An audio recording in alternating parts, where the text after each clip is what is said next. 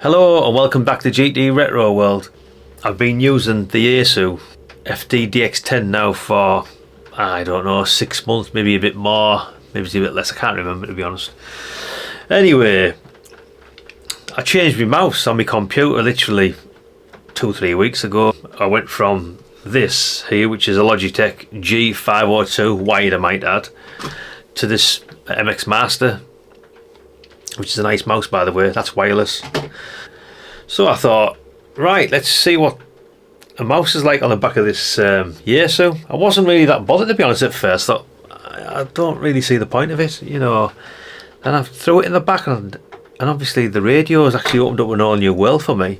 Like I say, it's a wired mouse. You can use wireless on these. There's quite a few out there. There's a few that are not compatible, but they mostly are. But anyway, this is a wired one. So what we'll do anyway, we'll go through a few of the functions. It's already been done before, but I thought, right, it's my diary, this channel basically. So I thought I'll do it myself in my own way, and we'll go through it anyway, guys, and see what you think. Okay, let's see what we can access and what we can't with the mouse. So we'll start with the signal meter, and you can see we can choose between any of these and it'll just basically swap straight over. There we go, SWR, compression, whatever you want really, it's pretty straightforward. So we'll go back to power, and I'm just basically using one hand, and I'm literally, you know, a good couple of feet away from the radio, so it's quite handy. Mode, again, we can choose what we want from here. At the moment, well, I was actually on FM listening to the New York repeater, which was blowing smoke, I might add. Okay, since the last firmware update, which was around about a month or two ago, there's been a dramatic improvement. This scroll function works on the mouse. The biggest upgrade in my opinion is the ability to not only just select your megahertz, your kilohertz, but also, say for instance you want to select your megahertz, we can actually scroll the frequency now. Look at that, how nice is that? Well done Yaesu. Same with your kilohertz, as you can see we can scroll about, which is great. A simple little firmware update has given us all that, which is fantastic. I'll show you that again guys, just a quick look. Megahertz, look at that, fantastic. And here you can actually input a whole frequency, which is quite handy. So we'll go with the New York repeater, 29.620, and enter, and we're straight there. Right, attenuation, again, you can, it's all there for the taking with the mouse, which is handy. Free amplifier, again, it's there for the taking. We won't have that on though, that's for sure. Too much noise is here. Roof and filter, nothing to access, there you go. AGC's on auto, obviously you can, it's there for the taking if you want. I just leave it on auto anyway, I find it pretty good. Now this is where things get quite handy. Say for instance you can see something, I don't know, there's some decent activity around here or whatever, you can see there. It's not, that's just bloody noise by the way. And one click of the mouse and you're straight there.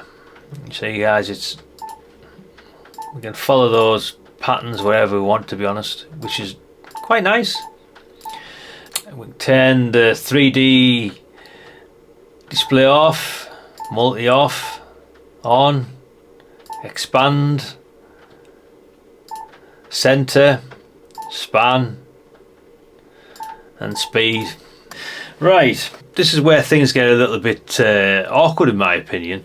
Right, you want to get in your function menu to change your, I don't know, whatever you want to do anyway. You might want to change your mouse speed, which, you know, I want to show you in a second anyway. There's no way of it in the function menu, which is a bit of a pain in the backside to be honest. I mean, if you did just use a right click on the mouse here would have been ideal, but not a thing. So the only way to change your mouse speed is basically enter the function menu, down to display setting, which is here. I mean, everything works in the menu, but like I say, to get in there you've got to use your finger. Hey, anyway, never mind. So I have found over the last 2-3 days 12 seems to be the golden, that's 20, it's a bit crazy. Yeah, so 12 seems to be, between 10 and 12 seems to be just about right for me, in my opinion. Just feels nice, you know, not too fast, not too slow, and it just feels great. So as you can see, guys, it's very straightforward.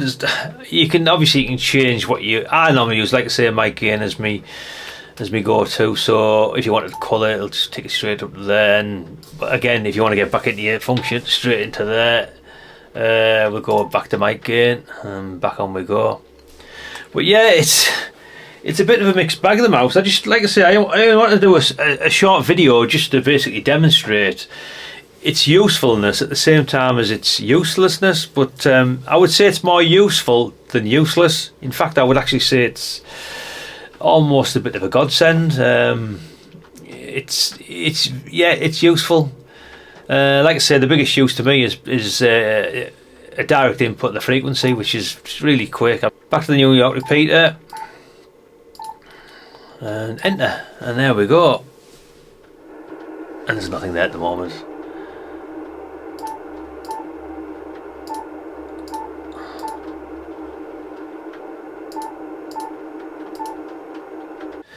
Anyway, that's just a little look at the Yaesu FTdx10 with a mouse connected to the back of it, and on a whole, it's pretty good. You know, I find it quite useful. It's better than nothing at all. It could be improved, I would say. Yaesu. A right click for the function menu would be absolutely fantastic. All it's basically doing is acting as a touch display via the mouse, I suppose. That's about it, guys. Hopefully it's been a little bit helpful. If nothing else, it's something different, isn't it? Something different for myself anyway.